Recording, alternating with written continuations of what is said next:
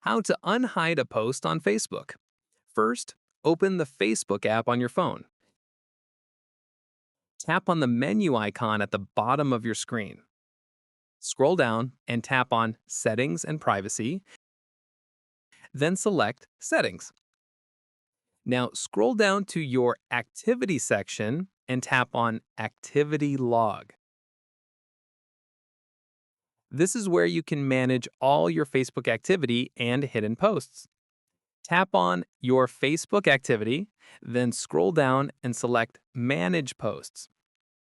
Here you'll see all the posts you've shared or interacted with on your profile.